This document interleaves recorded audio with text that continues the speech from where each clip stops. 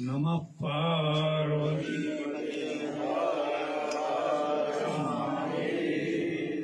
सद्गुरु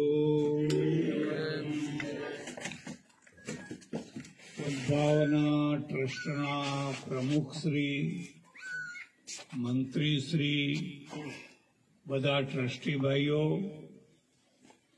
नड़ाभेट BSF कैंपना मुख्य अधिकारी श्रीमान सोढा महोदय बीजा अधिकारीओ बधा वीर सैनिको सज्जनों अने बहनों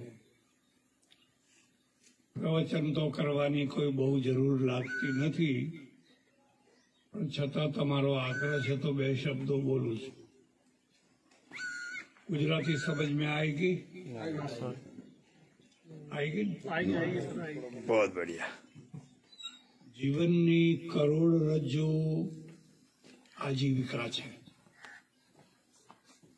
माणसने जो खुमारी साथे जीवन जीवतो करवो होय तो पहला एने आजीविका मळवी जोईए अने आजीविका पण उत्तम आजीविका मळवी जोईए।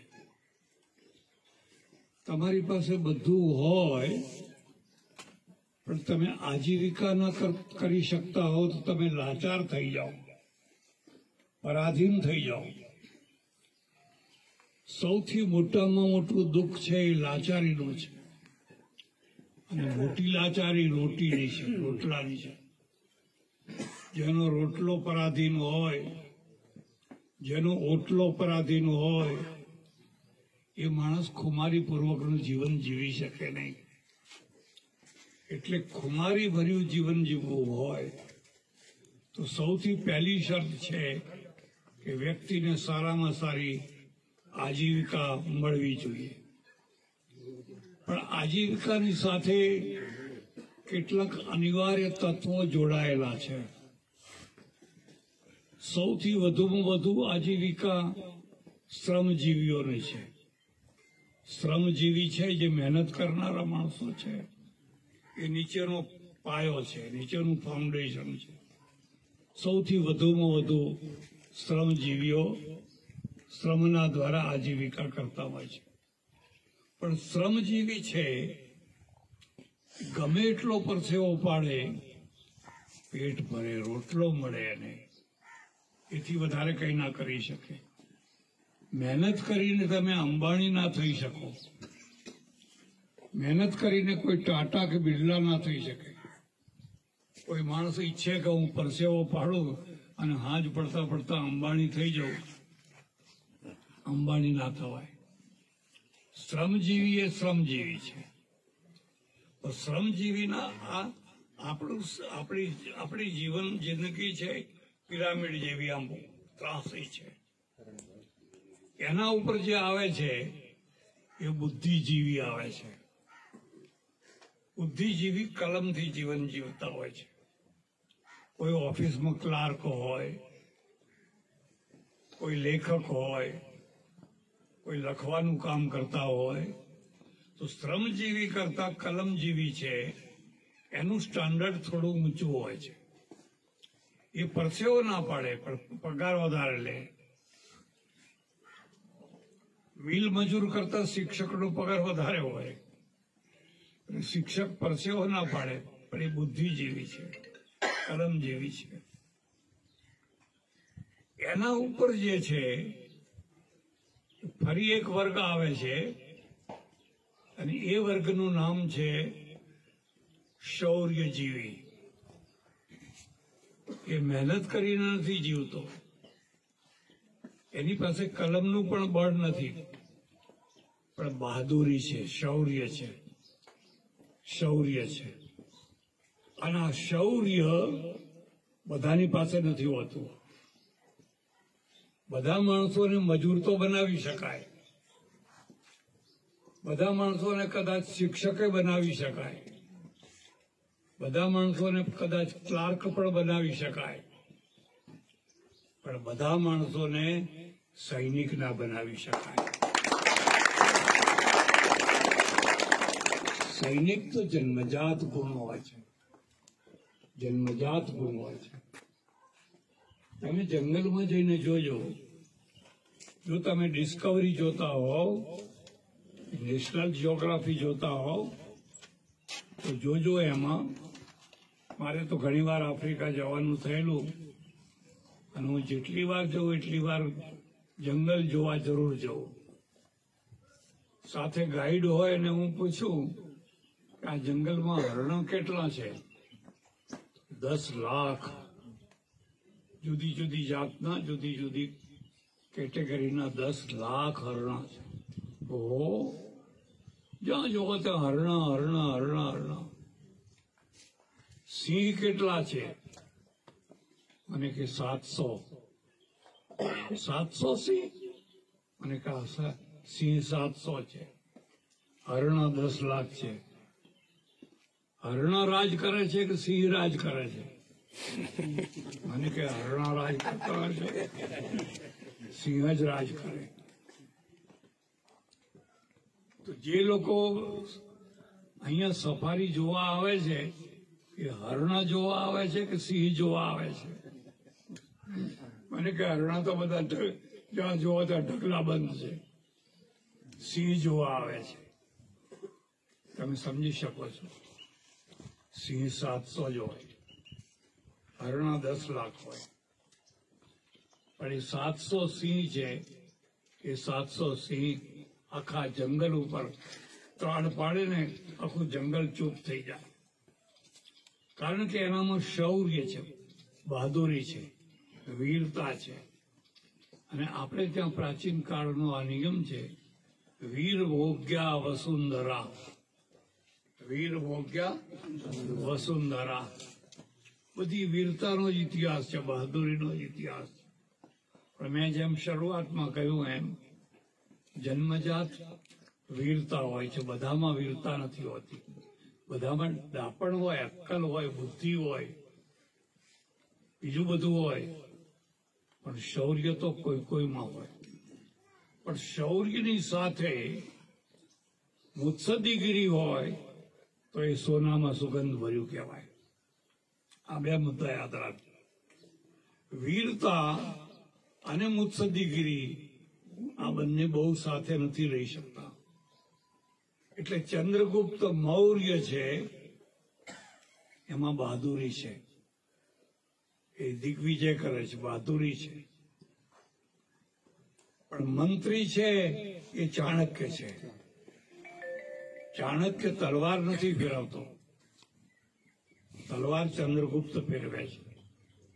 પણ ચંદ્રગુપ્ત અને ચાણક્ય આ બંનેનો મેળ થાય, મોટું એક આખું મોટું મૌર્ય સામ્રાજ્ય ઉભું થાય. વ્યૂહ રચના બુદ્ધિ ચાણક્ય કરે છે. કોની સાથે યુદ્ધ કરવું, કોની સાથે ના કરવું, કોની સાથે મૈત્રી કરવી, ક્યારે કરવી, કેવી રીતે કરવી, એ બધી આખો પ્લાન, એ પ્લાન મેકર છે, એ ડિઝાઇનર છે, પ્લાન મેકર છે. અને એક ખાસ વાત કહું, તમે તો મારા કરતા વધારે અનુભવી છો, એટલે મારે તમને કહેવાનું ના હોય, પણ હું તમને કહું છું, યુદ્ધમાં વ્યૂહ જીતે છે, બહાદુરી બીજા નંબરે આવે. વ્યૂહ જીતે છે.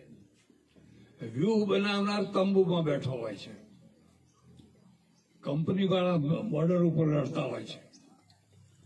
પણ કઈ બોર્ડર ઉપર કેટલી કંપની મોકલવી અને કયા હથિયાર આપવા, ક્યારે આગળ જવું, ક્યારે પાછળ આવવું, એ બધો પ્લાન પેલો તંબુમાં બેઠો બેઠો વ્યૂહબાજ કરે છે. એટલે વ્યૂહ છે ને એ સૌથી મોટામાં મોટું. તમે ગીતા વાંચજો, વ્યુઢમ દુર્યોધનસ્તરા આચાર્ય મુપસંગમ્ય રાજા વચનમ અબ્રવીત. કૃષ્ણ છે એ યુદ્ધ નથી કરતા, રથ ચલાવે છે. રથ ચલાવવાનો અર્થ છે વ્યૂહ કરે છે.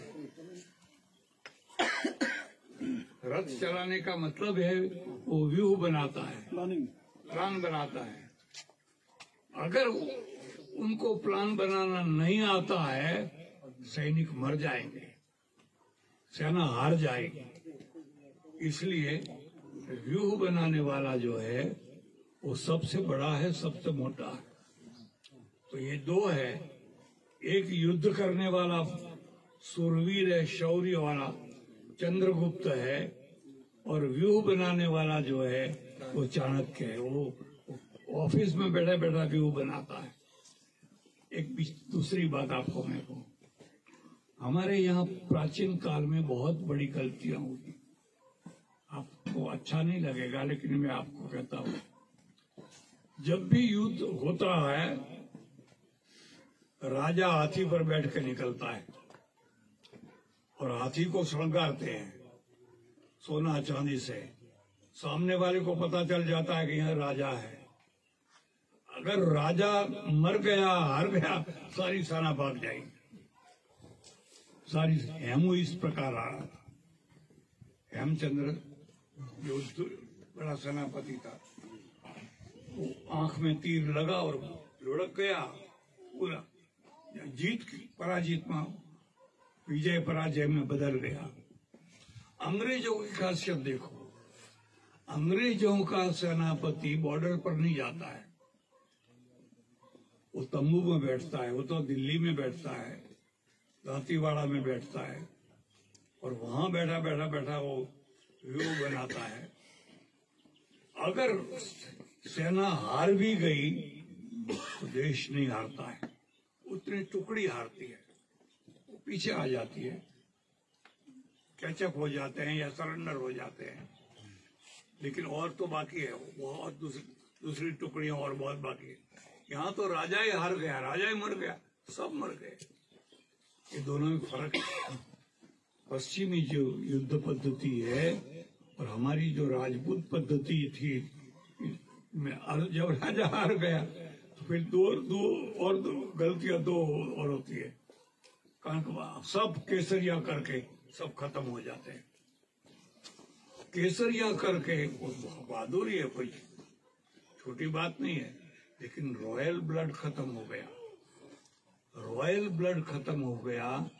अब जो शहर में है, कांची, मोची, दर्जी, सुथार, लुहार, ब्राह्मण, वाणिया, वो तो कोई लड़ने वाले नहीं है। उनको तो मारना तो रमत बात है। रॉयल ब्लड की रक्षा करनी चाहिए। जैसे गिर औलाद की रक्षा करते हैं, जैसे कांकरेजी औलाद की रक्षा करते हैं, जैसे घोड़ी में माणकी घोड़ी है उसकी रक्षा करते हैं, सांड है, सांडनियां है, उसमें भी उनकी रक्षा करते हैं। ऐसे आदमियों में भी, पुरुषों में भी कुछ कुछ लोग ऐसे होते हैं जिनकी रक्षा करनी चाहिए, जिसको रॉयल ब्लड कहते हैं। और अगर आपकी इच्छा हो तो मैंने सैनिकों के ऊपर 4 किताबें लिखी है। 4 किताबें गुजराती में है, क्या करूं मैं, गुजराती में है, 4 है। 4 लिखी नहीं है। हमारे दंताली में कभी आप आवे तो मंदिर में खंबे खंबे के ऊपर अप्सराओं का स्टेच्यू नहीं मुका है। जो फांसी पर चढ़ गए उनके स्टेच्यू मुके।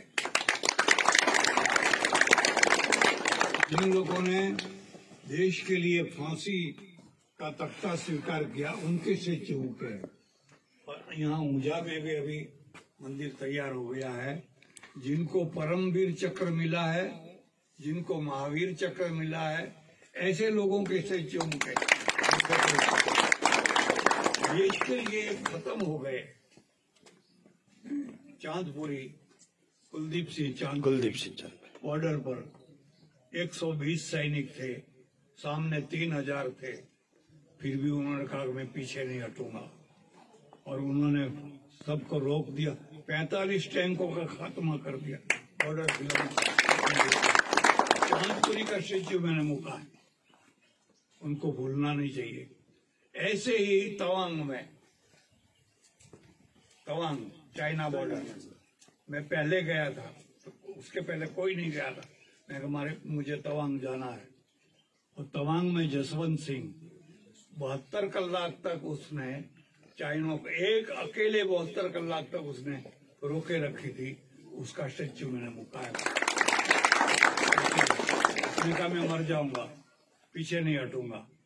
तो ये आदमी जो बुद्धिजीवी है वो कहते मर के क्या करेंगे, चलो ने पीछे, अभी 1 बरस में तो पेंशन मिलने वाला है, फिर जमीन ले लेंगे, खाएंगे पिएंगे, बाल बच्चे मजाक करेंगे। वो ऐसी बुद्धि वाला है, वो सैनिक नहीं हो सकता है। कल की जो सोचे वो नहीं होता है। मर जाऊंगा, उसके नाम पर पूरा कैंप बनाया है, म्यूजियम बनाया है। आप लोग कभी गए हो तो देखना, जरूर देखना। बहुत लंबी बातें हैं, ज्यादा बातें नहीं करूंगा। तो इस प्रकार से जो सेना है वो तो शौर्य उसका जन्मजात गुण हो। इसलिए अंग्रेजों के समय में जितनी बटालियनें बनी थी, गोरखा, डोगरा, राजपूत, सिख, वो चुन चुन के जानते थे कि इनमें जन्मजात कुछ खासियतें हैं, और इसलिए उनको वो रानी का चक्र, महावीर क्या, विक्टोरिया, आज भी कितने कितने लोग बहादुरी अमर हो गए। तो आप धन्य है। आपकी दूसरी बहादुरी मैं आपको बताना चाहता हूँ। ये बहादुरी तो बहुत कठिन है, लेकिन उससे भी कठिन एक दूसरी बहादुरी है। वो बहादुरी है जो लागणी है, लागणी जो हमारी भावना है, उसको तोड़ करके, उसको कुचल करके महीनों तक दूर रहना, बॉर्डर पर डटे रहना। पत्नी है, अभी महीना ही हुआ है, शादी हुई है, अभी 15 दिन हुए हैं, अभी तो सिंदूर भी नहीं हो, ऐसा का वैसा है, मेहंदी भी हाथ में ऐसी की ऐसी है, छोटे छोटे बच्चे हैं, क्या करते होंगे, कैसा होगा, घर में क्या होगा, ये सब विचार आते हैं। और ऐसे विचारों को जो दबा देते हैं वो बहादुर है।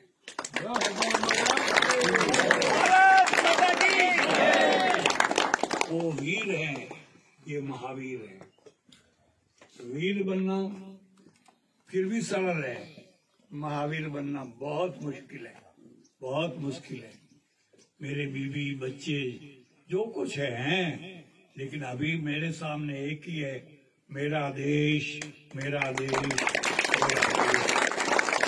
मैं देश के लिए न्यौछावर हो जाऊंगा, और मेरे बीवी बच्चे हैं वो तो न्यौछावर हुए हैं।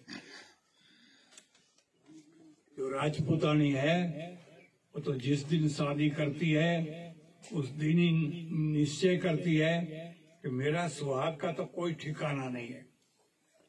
मेरा पति कोई गाड़ी में बैठ के व्यापार नहीं करता है, मेरा पति कोई ऑफिस में बैठ के क्लार्की नहीं करता है, वो तो गोलियों और तोपों की रमझट में बैठा है। कब आके कौन सा गोला गिरे, कहाँ पर गिरे, और आजकल तो कितने गोले चलते हैं।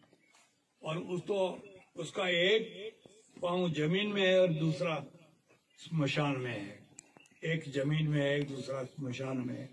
कब उसके चिंथड़े उड़ जाए कुछ कह नहीं सकते।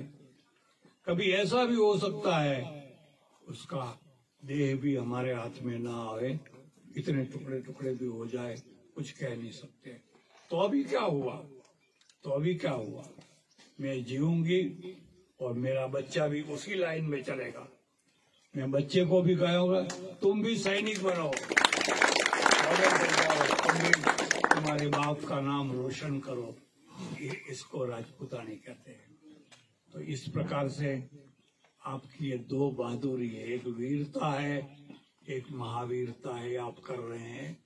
हम लोग तो कुछ भी नहीं है, कुछ भी नहीं है, फिर भी ऐसी संस्था वाले लोग घर में बैठे बैठे भी आपके साथ में लगाव रखते हैं।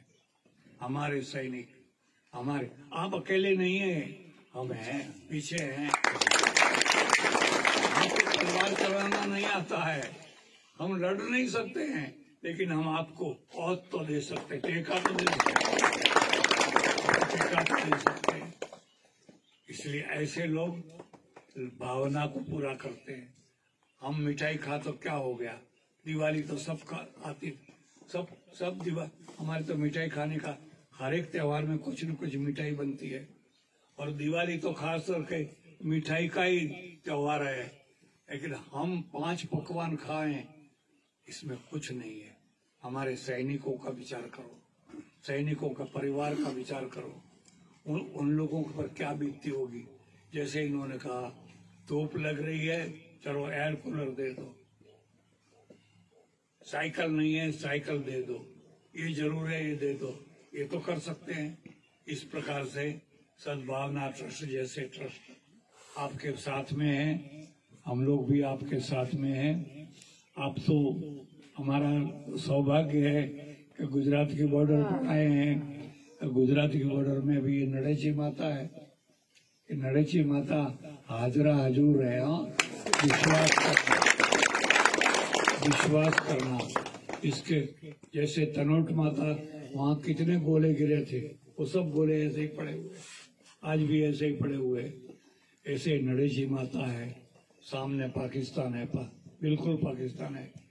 वो पाकिस्तान तो गलती से बन गया, वहाँ तो 80% हिंदू रहते, 80% हिंदू रहते, लेकिन कोई नेता नहीं था, कोई नेतृत्व नहीं था। वो सिंध में चला गया, पाकिस्तान में चला गया। आज तो जीव दूर की दशा है, वो सुनते हैं तो बड़ा दुख होता है, बड़ा कष्ट होता है, लेकिन क्या करें, अपनी भी मजबूरी है। तो हमारा तो गौरव है कि आप कोई राजस्थान के हैं, कोई हरियाणा के हैं, कोई कर्नाटक के हैं, कोई तमिलनाडु के हैं, कोई पंजाब के हैं, जहाँ के हों भारत के हैं। भारत के पहले हम भारतीय हैं, फिर गुजराती हैं, फिर कर्नाटक है, फिर मारवाड़ है, फिर हरियाणा है। आप लोगों के पास से तो बहुत कुछ सीखने का है। अनुशासन आप खड़े हैं, system, left right left right left, halt, बस। कोई सैनिक ही नहीं साहब मैं उधर जाके खड़ा रहूंगा, इधर क्यों खड़ा करता, धूप है, ऐसा नहीं बोल सकता है। हॉल्ट अनुशासन है। तो मुझे कहा, मैंने तुरंत स्वीकार कर लिया। आजकल मैं कहीं जाता हूँ, मुझसे बैठा नहीं जाता है, मुझसे चला नहीं जाता है, कहीं नहीं जाता हूँ। लेकिन जब सैनिकों की बात आई तो मैं तुरंत हाँ कह दिया। मैंने कहा मैं जरूर आऊंगा, और ये तो हमारी भी तपोभूमि है, हमने भी यहाँ थोड़ा तप किया है, आज भी थोड़ा करते हैं। तो मैं नरेश्वरी माता से प्रार्थना करूं, आपकी बटालियन हो या जो कंपनी हो, जो हो, वो यहाँ रहे, जितने दिन रहे बहुत अच्छी तरह से रहे, सावधानी से रहे, जागृति पूर्वक रहे, कोई दुश्मन यहाँ पांख ना फफड़ावे, कोई घुसपैठ ना करे। आजकल हनी ट्रैप बहुत चल रहा है, सिपाहियों को हनी ट्रैप के द्वारा लोग को बरगलाते हैं, और बड़े बड़े ऋषि मुनि चलित हो जाते हैं, साधु महात्मा चलित हो जाते हैं। आप सबको मैं कहता हूँ, और मैं अपने आप को, मैं किसी से नहीं डरता हूँ, किसी से नहीं, स्त्री से बहुत डरता हूँ, बस एक ही बात है, स्त्री से बहुत डरता हूँ। आप भी डरना, उसके कई रूप हैं, वो जगदम्बा भी है, जगत जननी है, अन्नपूर्णा भी है, शूर्पणखा भी है। कभी कभी वो शूर्पणखा का रूप धारण करके भी आती है, और पूतना बनकर भी आती है, मध चटाती है, तो कृष्ण उसको पूरा कर देती है। आप कृष्ण बनना, आप लक्ष्मण बनना, शूर्पणखा के नाक कान काट देना, कोई पाप नहीं लगेगा। परमेश्वर महा जगदम्बा नरेश्वरी आपकी रक्षा करे, आपको यशस्वी बनावे। एक दूसरी बात भी आपको कहता हूँ, मैंने आपका बहुत टाइम ले लिया है। गीता में लिखा है बहुत भाग्यशाली होता है उसको युद्ध मिलता है। सुखिना क्षत्रिय लभन्ते युद्धमिदृशम। बहुत जो क्षत्रिय सुखी होते हैं, भाग्यशाली, उनको युद्ध करना मिलता है। आपने 30 वर्ष तक नौकरी की, एक भी युद्ध नहीं हुआ, कौन वीर चक्र मिलेगा? महावीर चक्र मिलेगा? क्या करेंगे? आप सैनिक हुए, हवालदार हुए, मेजर हुए, रिटायर्ड हो गए, क्या कारकिर्दी? कुछ नहीं हुई। आपके पास में जो कुछ आता वो शौर्य था, उसको आजमाने का कोई प्रयोग ही नहीं मिला। इसलिए गीता कहते सुखी न क्षत्रिय पार्थ लभन्ते युद्धमिदृशम। अर्जुन, ये ऐसा युद्ध तो कोई भाग्यशाली क्षत्रिय को ही मिलता है। वो थनगल होता है, कब युद्ध हो मैं अपना दिखाऊं। जैसे पहलवान है, पहलवान ही दिखाता है, ऐसी प्रकार से वीर पुरुष है, उसको भी जब वीरता दिखाने का चांस मिलता है। एक पे हजार, हजार पे एक आदमी टूट पड़ता है और बहादुर होता है, तो उसको जीवन धन्य धन्य हो जाता है।